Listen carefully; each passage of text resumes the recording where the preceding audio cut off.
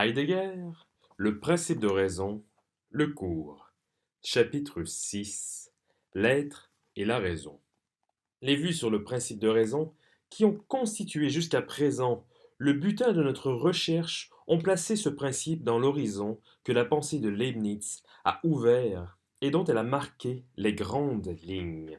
Finalement, nous avons ramené les deux formulations, courantes et rigoureuses, du principe de raison à leur forme abrégée. Rien n'est sans raison et rien n'est sans pourquoi. Prenant appui sur une sentence d'Angelius Silesius, nous avons montré que le principe de raison sous sa forme rigoureuse n'est pas universellement valable, car à l'encontre du rien n'est sans pourquoi, la sentence affirme la rose est sans pourquoi, fleurit parce qu'elle fleurit, n'a de souci d'elle-même, ne désire être vue. Le sans pourquoi dit en gros, la rose n'a pas de raison. En sens contraire, dans le même vers, le parce que dit en gros, la rose a une raison. On peut donc parler de choses qui, comme la rose, sont à la fois pourvues et dépourvues de raison. Il est vrai que précédemment nous avions dit avec plus de précision, sans doute la rose est-elle sans pourquoi, mais, compte tenu du parce que, elle n'est pourtant pas sans raison. Par là nous notions, pour commencer, ce qu'à première vue le texte affirme de la rose, un sans pourquoi et un parce que. Ensuite, laissant de côté la sentence d'Angelus Silesius, nous avons éclairci ce que, d'une façon générale, il faut entendre par les mots pourquoi et parce que. Ils désignent deux rapports différents de notre représentation à la raison. Par le pourquoi, nous questionnons et recherchons la raison. Par le parce que, nous répondons et fournissons la raison. Il semble donc que, par le parce que, nous resserrions le lien qui nous unit à la raison, alors que le pourquoi, nous éloignons, pour ainsi dire, la raison de nous. Mais si nous y regardons mieux, c'est l'inverse qui nous apparaît. Par le pourquoi, nous interpellons la raison pour qu'elle nous réponde et nous rende raison. Dans le parce que, au contraire, nous lâchons la bride à notre représentation, nous la laissons aller justement dans la direction de la raison et de la chose qu'elle fonde. Par le parce que, nous nous abandonnons à la chose une fois fondée. Nous abandonnons la chose à elle-même et à la manière dont la raison, en la fondant simplement, laisse être la chose qu'elle est. À entendre un peu vite, la rose est sans pourquoi, dit la même chose que la rose n'a pas de raison. À parler exactement, sans pourquoi équivaut à sans rapport à la raison. Seulement le parce que désigne aussi un rapport à la raison. Sans aucun doute, il nous faut considérer ceci. Ce que sans y penser autrement nous appelons rapport représente une des questions les plus épineuses, et d'autant plus qu'en ce qui le concerne, nous sommes imbus d'opinions un peu simples. Ce qui pour un rapport décisif, c'est toujours le domaine où il joue. Il vit loin de son pays, par exemple, est privé d'un rapport d'habitation audit pays. Le rapport demeure dans le pays, lui manque, mais l'absence de ce rapport est elle-même quelque chose d'intime et qui est propre au rapport, à savoir le mal du pays. Ainsi, le rapport peut substituer précisément par son absence. C'est seulement lors d'un premier aperçu que nous parlons du rapport à la raison comme d'une chose à peu près uniforme. Dans le sans pourquoi, le rapport à la raison est nié. Dans le parce que, il est affirmé. Observation exacte, mais qui demeure superficielle. Aussi, demandons-nous, que nie le sans, comparé au parce que? Non pas simplement le rapport à la raison, mais tout d'abord ceci, que la rose subsiste sans entretenir avec la raison ce rapport qui questionne et qui se représente expressément à la raison. Au contraire, chez nous autres hommes, entre nous et la raison, ce rapport qui se représente est autre chose courante. Tout ceci ne met d'abord en lumière qu'un point. C'est de façon multiple que la raison peut être en rapport avec nous en tant que nous sommes les êtres qui se représentent. Mais les animaux, les plantes même, ne sont-ils pas aussi des êtres qui se représentent? Certainement. L'expérience fondamentale de la pensée leibnizienne va même jusqu'à affirmer que ce que nous avons coutume d'appeler matière morte est aussi doué de représentation. Suivant Leibniz, tout être est un animal vivant, et comme tel, il se représente et s'efforce. L'homme, à vrai dire, est le seul être vivant qui puisse, dans sa représentation, produire devant lui une raison comme raison. Cf. Monadologie, chapitre 29, SQ. Suivant la définition traditionnelle, l'homme est l'animal rationnel. C'est pourquoi il vit dans la relation représentative à la ratio comme raison. Ou devons-nous renverser la proposition et dire c'est parce qu'il est lié à la ratio par un rapport de représentation que l'homme est un animal rationnel? Ou bien encore ce renversement est-il lui-même insuffisant? L'homme vit, dans tous les cas, avec le pouvoir de se représenter la raison comme raison. Les autres êtres, habitants de la terre, vivent sans doute par des raisons et des causes, mais jamais suivant des raisons. On pourrait donc être tenté de citer ici la deuxième partie du premier vers. La rose fleurit parce qu'elle fleurit, et de déclarer la rose ne vit pas suivant des raisons, elle vit sans pourquoi, mais elle vit par des raisons. Et pourtant, c'est tout autre chose qu'Angelius Silesius veut dire par les mots la rose fleurit parce qu'elle fleurit. S'il avait voulu seulement faire ressortir la différence de l'homme et de la rose, il aurait pu dire la rose fleurit parce que le soleil brille et parce que beaucoup d'autres choses l'entourent et agissent sur elle. Angelius Silesius dit au contraire la rose fleurit parce qu'elle fleurit. À proprement parler, ceci ne dit rien, car la fonction propre du parce que est d'introduire quelque chose d'autre que nous comprenons comme étant la raison de ce qu'il faut expliquer. Mais ces quelques mots qui semblent ne rien dire, la rose fleurit parce qu'elle fleurit, disent à proprement parler tout, c'est-à-dire tout ce qu'il faut dire ici. Et ils le disent de la façon qui leur est propre, celle du non-dire. Le parce que paraît ne rien dire, être vide, et il dit pourtant tout ce qui peut être dit de la raison et du pourquoi au niveau de la pensée de notre poète. Toutefois, le chemin que nous avons suivi jusqu'ici ne conduit pas encore aussi loin. En outre, dans l'intervalle, un obstacle est venu se placer sur ce chemin, et nous nous y heurtons encore plus d'une fois. Nous avons confronté les deux formulations abrégées du principe de raison. Rien n'est sans raison, rien n'est sans pourquoi. La comparaison que nous en avons faite nous a rendus attentifs à ceci, que parfois, et alors nécessairement, la raison est représentée. Voilà qui nous déconcerte.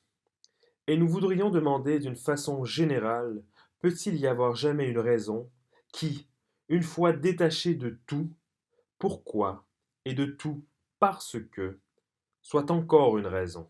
Une chose telle qu'une raison ne doit-elle pas d'elle-même, donc nécessairement, posséder un rapport à nous en tant que nous sommes les êtres pensants?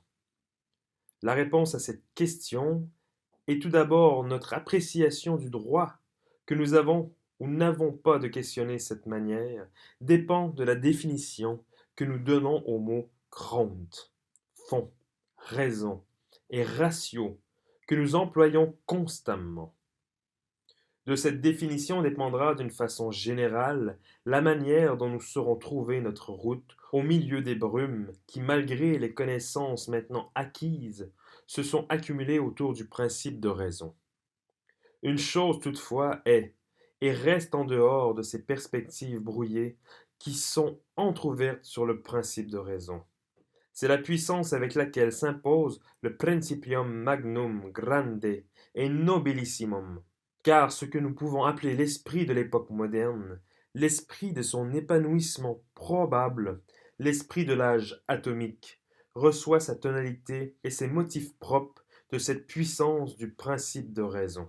Le principium rationis, pensé par Leibniz, ne détermine pas seulement le mode de son appel, les traits les plus généraux de sa pensée représentative des modernes.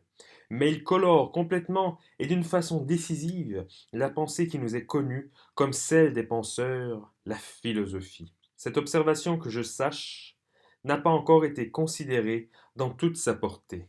Aussi, ouvrions-nous une parenthèse qui va interrompre notre effort pour pénétrer plus avant dans la pensée de Leibniz, mais qui n'en sera pas la conclusion, car une conclusion devrait au moins fournir un aperçu sur ce qui constitue la profondeur la plus secrète de la pensée leibnizienne. Les vues profondes ne brillent que dans l'obscurité. Sur ce point, nous nous laissons facilement égarer par les apparences. Nous nous figurons souvent avoir saisi, nous aussi, ce que la pensée de Leibniz avait saisi. Quand nous nous attachons aux deux ouvrages où ce philosophe, comme on a coutume de le dire, a réuni et exposé ses idées principales. Leibniz a composé ces deux ouvrages peu d'années avant sa mort, mais il ne les a pas publiés. L'une se compose de 18 paragraphes assez longs, l'autre de 90 plus courts, ce dernier étant connu sous le titre de Monadologie, qui n'est pas de Leibniz. Aux penseurs venant après Leibniz, ces paragraphes n'ont cessé et ne cesseront pas d'apprendre beaucoup.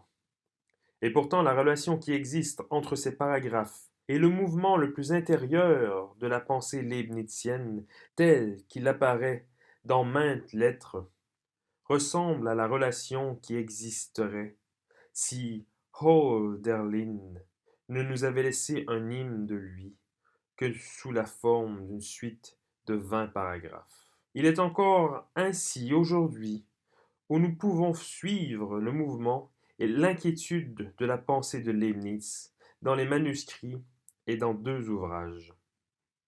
Manuscrits qui ne sont devenus accessibles que l'année dernière grâce à la remarquable publication qu'en a fait André Robinet, Presse universitaire de France, Paris, 1954. La première édition du texte original français de la monadologie n'est parue que 130 ans après la mort de Leibniz. On la doit à un disciple de Hegel, Johann Herdmann. Leibnizi Opera Philosophia, Berlin, 1840. Jetons un regard en arrière sur le chemin parcouru jusqu'ici. Il apparaît alors que, si nous est arrivé de donner déjà une accentuation au principe de raison, nous nous sommes plutôt attachés, et non par hasard, à l'accentuation indiquée en premier lieu. Car nous avons commencé par adopter les représentations, questions et perspectives courantes dans et par lesquelles la philosophie, et même celle de Leibniz, traite du principe de raison. Mais aujourd'hui, nous désirons que ce principe nous renseigne sur l'être de la raison. Il nous faut donc demander en tout d'abord sur quoi porte l'assertion du principe. En conséquence, nous cherchons dans cette assertion ce qui grammaticalement est sujet et ce qui est prédicat. L'accentuation indiquée en second lieu nous aide dans cette recherche. Aussi va-t-elle demeurer pour nous déterminante. Nil est sine ratione, rien n'est sans raison. Tout étant a une raison. Le sujet du principe de raison n'est pas la raison, mais tout étant. C'est à ce sujet qu'il attribue le prédicat d'avoir une raison. Entendu comme il l'est d'ordinaire, Le principe de raison n'énonce rien sur la raison, mais sur l'étant comme tel. Beaucoup d'entre ceux qui m'écoutent vont maintenant penser par devers eux. Pourquoi ne nous a-t-on pas indiqué tout de suite ce contenu manifeste du principe de raison? Pourquoi, au lieu de cela, nous a-t-on promené pendant des heures autour du principe? La réponse est facile à donner. Parce que jusqu'ici, dans la façon dont on a traité et dont on traite encore du principe de raison, celui-ci est considéré comme proposition, plus précisément comme proposition de fond et principe. Le principe de raison présente sans doute la raison dans une perspective essentielle, mais dans cette perspective, il prononce sur ce qui est et non sur la raison. La représentation qui n'est pas autrement déterminée de la raison n'en permet pas moins au principe de raison de jouer son rôle comme principe directeur dans la dérivation et la motivation des propositions. Vue de ce côté, la représentation ainsi directrice de la raison se voit conférer, quant à elle, la dignité de ce qui n'est pas dérivable. Bien que le principe de raison n'énonce rien directement sur la raison, et qu'on puisse seulement parler d'une perspective s'ouvrant sur la raison et dans laquelle il pose ce qu'il pose, la façon dont on en a traité jusqu'ici demeure de la plus haute importance, non seulement en elle-même, mais en tant que tradition. Si nous essayons d'examiner le principe de raison, cet essai, comme tout autre, n'est possible que comme un dialogue à l'intérieur de la tradition et avec elle. Seulement, dans la tradition de la pensée antérieure et dans ce qu'elle a pensé, il faut voir autre chose qu'un fratras d'opinions philosophiques n'ayant plus cours. La tradition est une présence, à supposer que, la pensée par elle transmise, nous la cherchions en cet endroit d'où elle nous porte au plus loin de là, et nous-mêmes, et ainsi nous intègre proprement dans la tradition. C'est là le motif, et l'unique motif, des détours que nous faisons autour du principe de raison. Mais si maintenant nous abordons directement le principe lui-même, et si nous trouvons alors qu'il ne réalise aucunement ce que son titre suggère, une pareille constatation représente sans doute un grand pas en avant. Seulement, ce pas ne nous garantit nullement que notre examen du principe de raison se trouve engagé par là dans un chemin riche en perspectives. Notre examen va donc rechercher une perspective sur ce que le principe dit sans l'énoncer. Mais la perspective que nous cherchons maintenant pour notre pensée est celle dans laquelle la pensée s'est mue jusqu'à présent et vers laquelle la tradition seule nous libère, quand notre regard atteint ce qu'elle nous apporte. Mais jusqu'ici, cette perspective a toujours été obscure et murée. Le mur est le principe de raison lui-même, qui s'est interposé devant la perspective comme une chaîne de montagnes, comme une chaîne qui paraît infranchissable, car étant suprême, le principe de raison est indérivable. Il est un point d'arrêt pour la pensée. Arriver à comprendre que le principe de raison ne nous dit rien immédiatement sur la raison, mais bien sur ce qui est, c'est là un pas dangereux. Il conduit dans une zone critique de la pensée. Si exercée qu'elle soit, notre pensée demeure souvent gauche et embarrassée aux endroits décisifs. Nous avons donc besoin d'aide, et parmi ces aides, il faut compter la méditation qui concerne le chemin.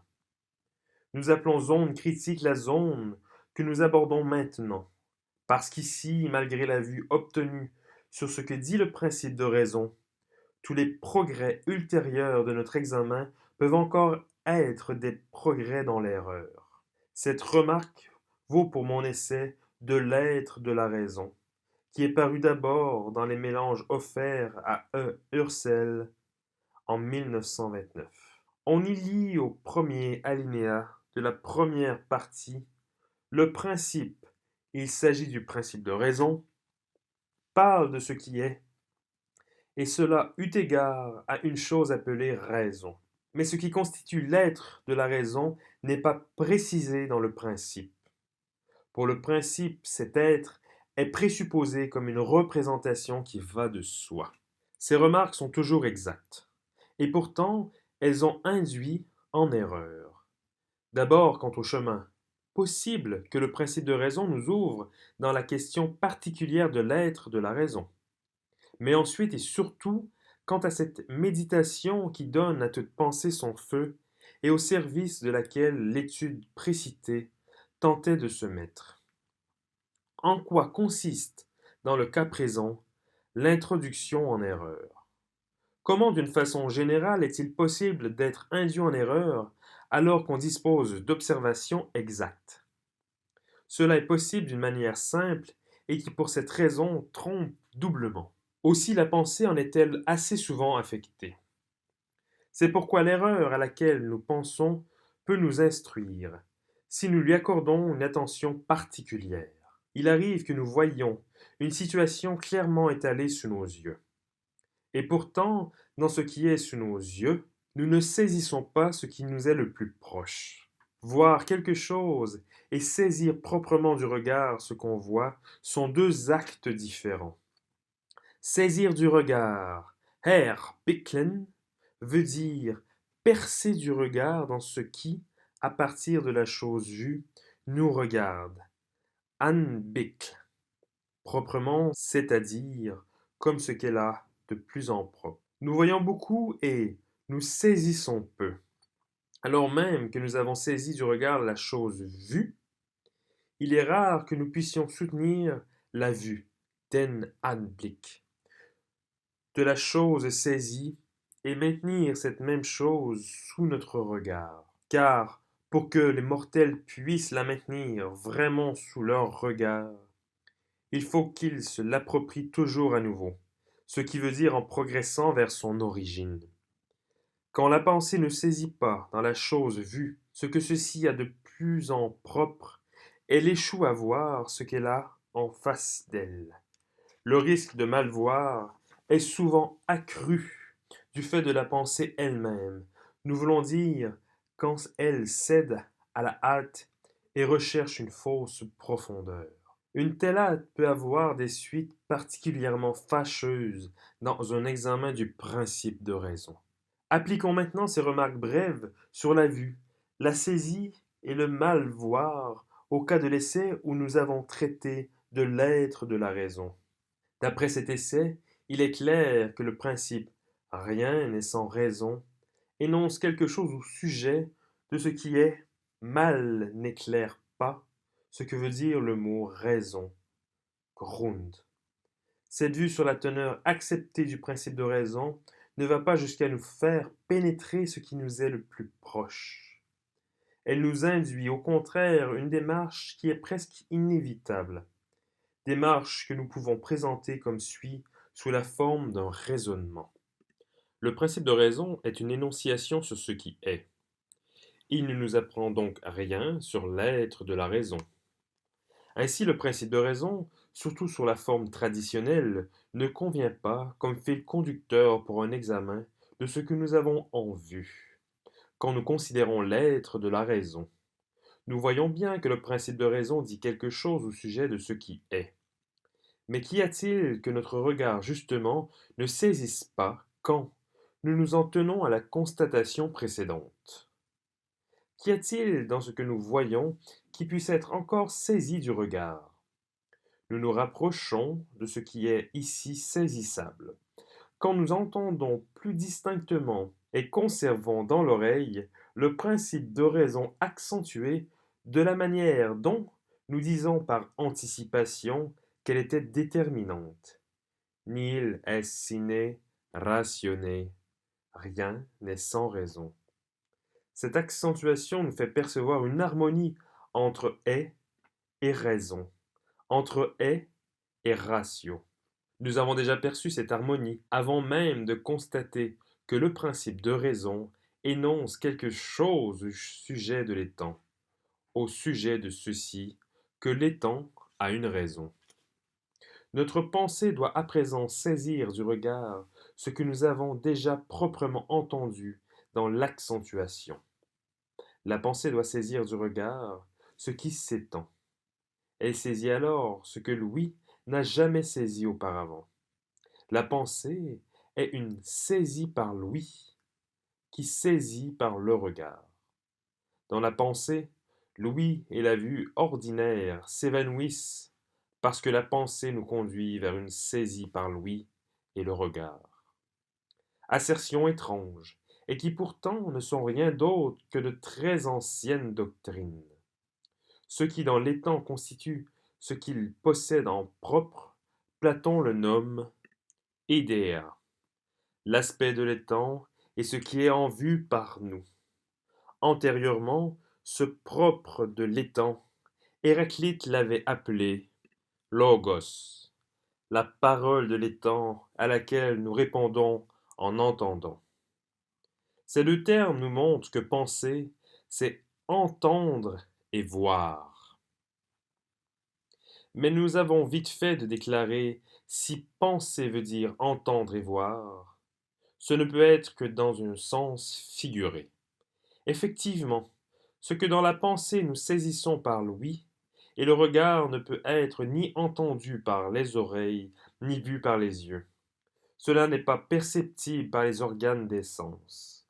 Si nous concevons la pensée comme une sorte d'ouïe ou de vue, l'ouïe et la vue sensible sont alors transposées et reprises dans le domaine de la perception non sensible, c'est-à-dire de la pensée. Pareil transfert se dit en grec métaphérin. Pareille transposition est en langue savante une métaphore. C'est donc seulement en sens métaphorique figuré que la pensée peut être appelée une ouïe ou une saisie par l'ouïe, une vue et une saisie par la vue. Ce qui dit ici peut, celui qui affirme qu'entendre par les oreilles et voir par les yeux, c'est là entendre et voir au sens propre. Lorsque nous entendons et voyons, la manière dont nous percevons quelque chose s'opère par les sens, est sensible. Ces constatations sont exactes et demeurent pourtant sans vérité, parce qu'elles omettent quelque chose d'essentiel. Il est bien vrai que nous entendons une fugue de Bach avec les oreilles. Seulement, si la chose entendue n'était ici rien de plus que ce qui, comme onde sonore, vient frapper le tympan, nous ne pourrions jamais entendre une fugue de Bach. C'est nous qui entendons, et non l'oreille. Nous entendons sans doute au moyen des oreilles, mais non avec les oreilles. Si avec veut dire ici que c'est l'oreille, en tant qu'organe sensible qui nous fait entendre la chose entendue. Si donc l'oreille humaine perd sa vigueur, c'est-à-dire devient sourde, il peut arriver, comme le montre le cas de Beethoven, qu'un homme continue tout de même à entendre, voire même qu'il entend plus de choses, et des choses plus grandes qu'auparavant. Disons en passant que Taub, sourd, Tumb sont des équivalents de Stumpf, émoussé, ce qui explique que nous retrouvions le même Tumb en grec sous la forme Téphios, sans force pour voir, donc aveugle. Ce que nous entendons ne se limite jamais à ce que reçoit notre oreille en tant qu'elle est un organe sensible en quelque sorte séparé. Plus précisément, quand nous entendons, il n'y a pas seulement quelque chose qui vient s'ajouter à ce que l'oreille accueille, mais ce que l'oreille perçoit et la manière dont elle le perçoit se trouvent déjà qualifiés et déterminés par ce que nous entendons, alors même que nous n'entendrions rien de plus que la mésange, le rouge-gorge ou l'alouette. Notre organe de l'ouïe est sans doute une condition à certains égards nécessaire du fait que nous entendons, mais il n'en est jamais la condition suffisante. Il n'est jamais le présentateur et le donneur de ce qui proprement doit être perçu. Il en va de même pour notre œil et pour notre vue. Si la vue humaine était toujours bornée aux impressions reçues par l'œil sur la rétine, les Grecs, par exemple, n'auraient jamais pu voir Apollon dans la statue d'un jeune homme, ou plutôt, il n'aurait jamais pu voir la statue en et par Apollon. Aux anciens penseurs grecs était familier une pensée qui s'exprime d'une façon par trop simplifiée dans la phrase. Le même n'est connu que par le même.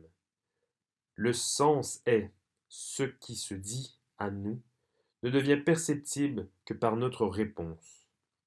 Notre perception est en elle-même une réponse. Dans l'introduction qu'il a écrite dans sa théorie des couleurs, Goethe se réfère à cette pensée grecque qu'il a cherché à rendre dans les vers suivants. Si l'œil n'était pas parent du soleil, comment pourrions-nous voir la lumière? Si la force de Dieu ne vivait pas elle-même en nous, comment serions-nous transportés par les choses divines? Il semble jusqu'ici que nous n'ayons pas suffisamment examiné ce qui constitue l'élément solaire de l'œil, ni le point de notre être où réside la force même de Dieu, ni la façon dont les deux se tiennent et nous dirigent vers un être Sein, plus profondément pensé de l'homme, lequel l'homme est l'être pensant. Mais ici la remarque suivante suffira. Puisque notre entendement et notre voir ne sont jamais une simple réception par les sens, il ne convient pas non plus d'affirmer que l'interprétation de la pensée comme saisie par l'ouïe et le regard ne représentent qu'une métaphore, une transposition dans le non-sensible du soi-disant sensible. La notion de transposition et de métaphore repose sur la distinction, pour ne pas dire la séparation, du sensible et du non-sensible, comme deux domaines subissant chacun pour soi. Une pareille séparation est si établie entre le sensible et le non-sensible, entre le physique et le non-physique, est un trait fondamental de ce qui s'appelle métaphysique, et qui confère à la pensée occidentale ses traits essentiels. Cette distinction du sensible et du non-sensible, une fois reconnue comme insuffisante, la métaphysique perd le rang d'une pensée faisant autorité. Dès lors que cette limitation de la métaphysique a été vue, la conception déterminante de la métaphore tombe d'elle-même. Elle est en particulier déterminante pour la matière dont nous nous représentons l'être du langage. C'est pourquoi la métaphore est souvent utilisée comme moyen auxiliaire dans l'interprétation des œuvres poétiques ou, plus généralement, artistiques. La métaphorique n'existe qu'à l'intérieur des frontières de la métaphysique. À quoi tendent ces remarques qui ont l'air et l'allure d'une digression?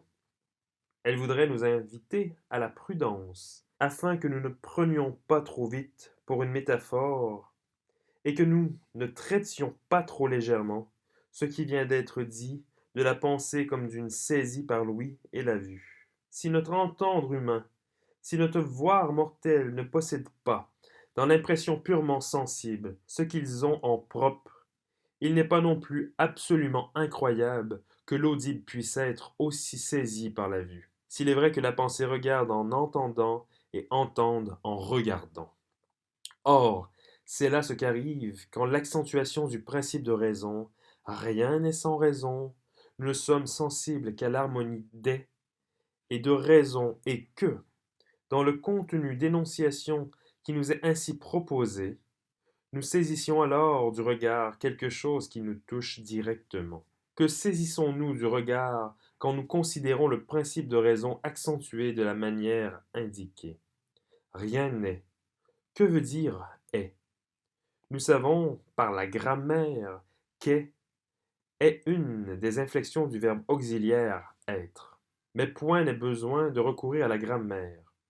Le contenu du principe est suffisamment instructif. Rien, c'est-à-dire aucune chose qui de quelque manière est, n'est sans raison. Le mot est désigne chaque fois, quoique d'une façon imparfaitement vague, l'être, sein, de ce qui est. Le principe de raison qui nous est donné comme énonciation touchant ce qui est, nous dit à l'être de ce qui est appartient une chose telle que la raison. Par là, le principe de raison se révèle comme n'étant pas seulement une énonciation sur ce qui est. Au contraire, nous observons que le dit principe nous parle de l'être sein, de ce qui est. Que dit le principe? Il dit: à l'être appartient une chose telle que la raison, l'être est de la nature de la raison, il est fond de raison, le principe. L'être est fond de raison, parle une autre langue que l'affirmation. Ce qui est a une raison. L'être est au fond de la raison ne veut donc aucunement dire l'être a une raison, mais bien l'être est en soi raison qui fonde. À vrai dire, le principe de raison n'énonce pas cela. Ce qu'il dit, sa teneur immédiatement perceptible le tait. Ce dont parle le principe n'arrive pas à la parole, à savoir à cette parole qui répond à ce dont parle le principe. Le principe de raison est un dire concernant l'être. Il en est un, mais en secret. Demeure voilé non seulement ce dont il parle, mais aussi le fait qu'il parle de l'être.